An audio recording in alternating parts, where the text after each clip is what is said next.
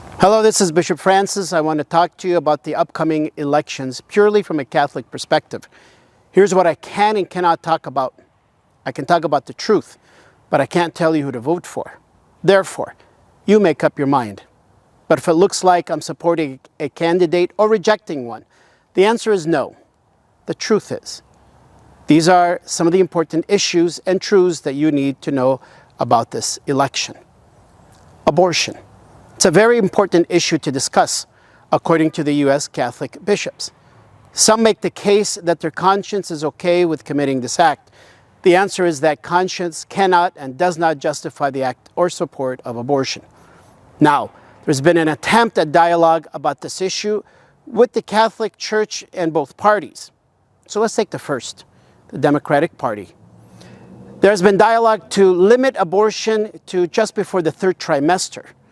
That is, abortion after the 7th month of pregnancy would halt. The Democrats have come out and said no. Okay, so what about the 9th month? The Democratic Party said no. So what about partial birth abortion? You know, the procedure by which a child basically in the birth canal is killed up to the 9th month and even getting ready to be born. The Democratic Party said no. What about the Born Alive legislation? Senator Ben Sasse proposed a legislation that said a baby having survived an abortion procedure by a miracle is now on the table alive. Would you be willing to support legislation that would protect the child? And most Democratic people in Congress and senators, including the ones who are running for president and vice president, the answer came back as no. That's the Democratic Party's position. And most, if not all of its constituents, like I mentioned, those who are running for president, vice president, senators, representatives have said no. Abortion is the hot ticket to the Democratic Party. And in their national convention, they offered free abortions, which unfortunately a cardinal prayed to open up their convention. 25 children were murdered. I'm purposely saying the word murder because that's the word that Pope Francis used all the time when he talks about abortion. Later on Pope Francis. What about the Republican Party? Dialogue with the Republican Party brings about the following. Abortion is limited in some places to rape and incest. FYI, according to data from sources such as the Guttmacher Institute and the CDC, percentages typically cited are those who commit abortion because of rape is approximately 1%, and those because of incest is less than 0.5%. So we continue the dialogue with the Republicans. They appealed Roe v. Wade, the federal pro-abortion mandate. Again, according to the USCCB, abortion remains the preeminent priority because it destroys over 1 million American lives a year. As to the Pope, here's what he said about abortion. Quote, doctors who do this are, allow me the word, hitmen. They are hitmen. And on this, you cannot argue. You're killing a human life. FYI, just to let you know, the Prime Minister of Belgium summoned the Belgian papal nuncio after Pope Francis called the country's legislation of abortion murderous. Thus, these are the two parties and the Catholic Church dialogue on life with them. Some might say, well, what about what Pope Francis said about both candidates being anti-life? This happened at an informal in-flight press conference. He was asked the following. With the U.S. elections coming up, what advice would you give a Catholic voter who must decide between one candidate who is in favor of the interruption of pregnancy, abortion, and another who wants to deport 11 million migrants? The Pope answered, both are against life. The one who throws out migrants and the one who kills children. And he went to say that not to care for migrants is a fault, even a sin. But he insisted the Church forbids abortion because it is murder. He then called both candidates anti-life. But the question was misleading.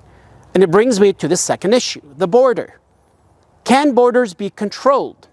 Yes, each country has a right to control its borders, who enters and who leaves. And countries that are in danger of terrorism or the like have more right to control them more. These words were said by Pope Francis in January 2022. For some, it might come as a surprise because many assume that the Church is committed to unrestricted immigration. Yet Pope Francis's words reflect the Church's long-standing teaching, drawn from natural law, that the nation is an extension of the human family, and it has a right to protect its borders, as the official teaching of the Catholic Church notes in the Catechism. What the Catholic Church and all the popes, including Pope Francis, are basically teaching is those who would deny that a country has a right to control its borders are denying that the country has a right to exist, because a country without some control over its borders has essentially no borders at all. Why did then Pope Francis call the move to deport 11 million migrants as anti-life? Because he was not told that they were illegal immigrants. He was only told migrants. Now, does this mean the Church favors that they all become deported or that they all stay? There has to be a compromise by keeping in mind the following statistics. Over 300,000 children are lost due to the instability of the border, most of which have been used in sex slavery. Thousands of these children are under 5 years old. This brings me to the topic of children. The fight for our children, along with abortion, is at the heart of this election. Children.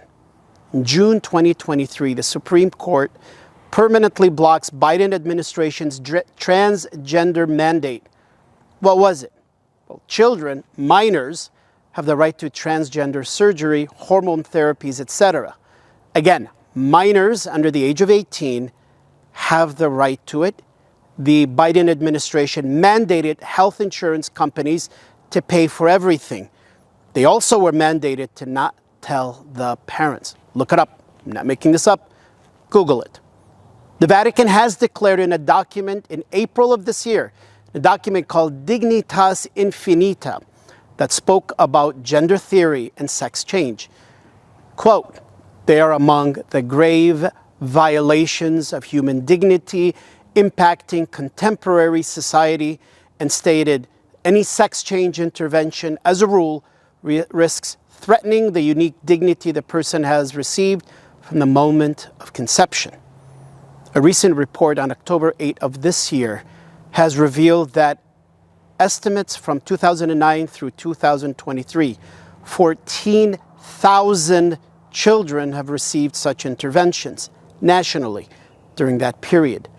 These patients received hormonal interventions and or surgeries. Here is the sad news. They've infiltrated Catholic hospitals.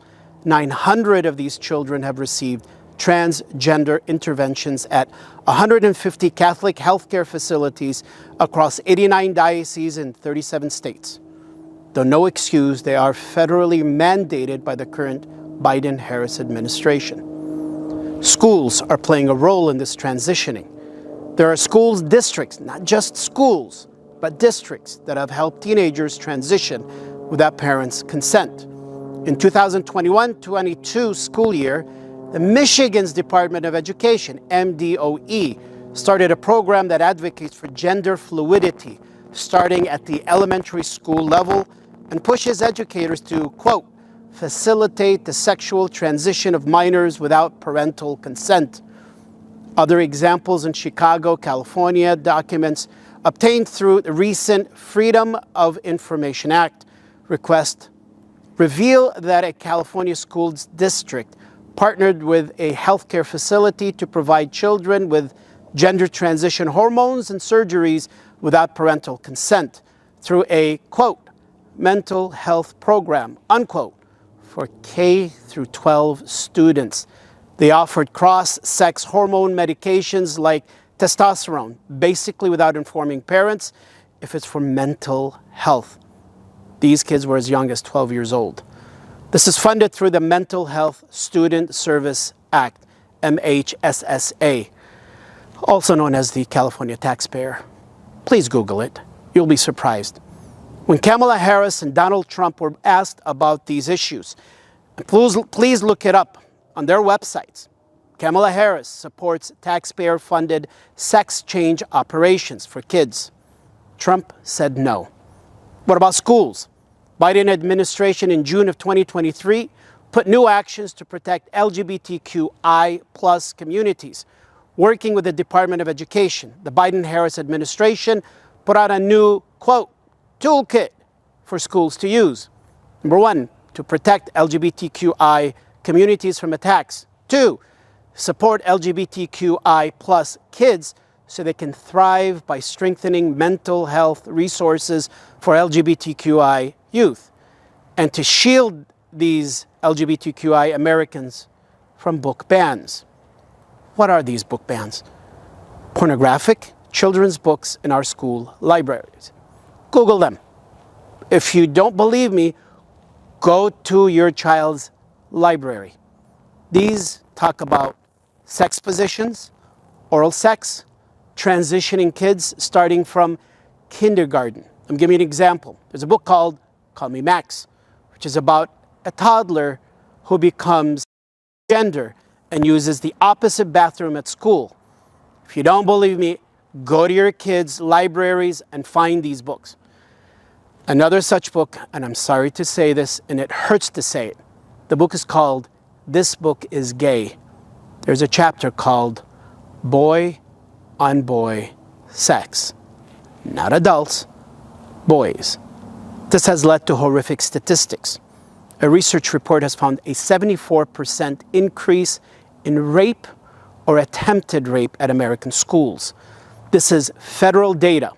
Sexual assault complaints in, get this, K through 12 schools found to have more than tripled. The assault is both from other students as well as employees. 2022, at least 269 K through 12 educators were arrested on child sex crimes. The educators included 4 principals, 2 assistant principals, 226 teachers, 20 teachers' aides, and 17 substitute teachers. Therefore, register to vote. Please don't make excuses. Please vote and make a difference. Local votes, education, president, vice president. Thank you, and God bless you.